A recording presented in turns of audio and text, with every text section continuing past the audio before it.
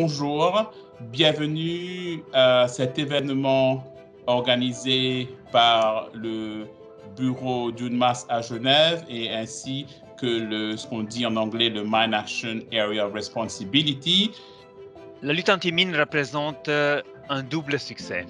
Au niveau du droit international, ayant établi l'interdiction globale des mines antipersonnelles, et au niveau de terrain, ayant sauvé d'innombrables vies et restitué des milliers de kilomètres carrés de terre aux populations civiles.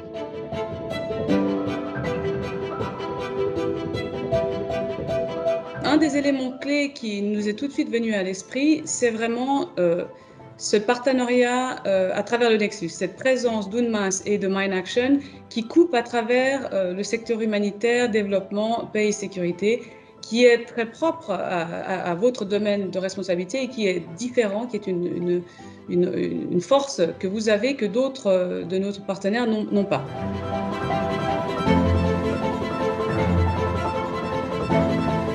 S'agissant de l'opportunité que j'entrevois pour le futur, c'est, je crois, celle des coalitions d'États. Au Niger, au Tchad, au Sénégal, à la Mauritanie, au Sri Lanka, des pays que nous pourrions très vite déclarer libres de mines parce que la pollution n'est pas si importante et qu'il suffit de quelques coalitions d'États pour arriver à terminer le travail. Et je crois que pour les quelques années qui viennent, cela peut être une perspective très positive.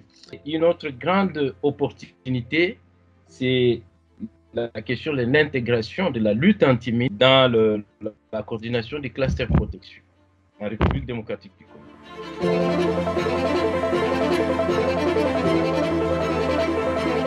Au sein même de UNMAS, on est en train de recruter plus de femmes pour donner plus d'accessibilité aux femmes, non seulement dans la lutte anti-mine humanitaire et donc dans tout ce qui est protection des civils, mais même aussi dans nos capacités techniques. Pourquoi les femmes? Parce qu'elles sont un membre d'influence dans les familles, parce qu'elles sont impactées autant que les hommes, parce qu'elles ont aussi la capacité d'accéder à certains groupes que les hommes ne peuvent pas y aller, vu la composition culturelle du Mali. Tous ont montré la flexibilité, l'engagement et souvent l'ingénuité qu'il fallait pour s'adapter à cette situation. Et c'est plus qu'une bonne raison pour dire merci, un grand merci de la part des donateurs. Et bien sûr, ce merci s'ajoute à la gratitude vis-à-vis des collègues qui bien souvent risquent leur vie tous les jours dans les champs, dans l'action contre les mines. Le deuxième élément que je pourrais citer comme force, en dehors de l'UNMAS, je voulais bien citer l'UNMAS, mais ma collègue tout à l'heure vous a déjà mentionné, parce qu'on se repose sur vous, n'est-ce pas, pour un certain nombre de questions, toutes les questions liées à la lutte anti-mine. Nous avons un instrument que nous appelons le UN Safeguard Program, qui est un programme qui nous permet si vous voulez, de nous assurer qu'un certain nombre de normes sont respectées en matière de gestion des armes et que les États, n'est-ce pas, adhèrent. Les opportunités offertes sont multiples et je mettrai peut-être l'accent sur l'assistance aux victimes, l'approche globale et intégrée de l'assistance aux victimes qui inclut l'aspect droits de l'homme, les personnes handicapées.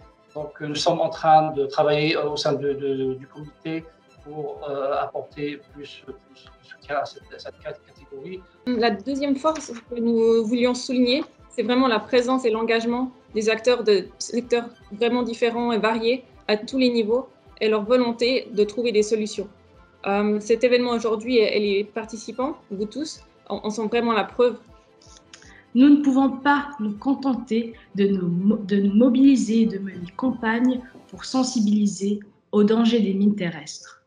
Conformément à la Charte des Nations Unies, achevons les travaux consistant à repérer, nettoyer et détruire ces engins mortels.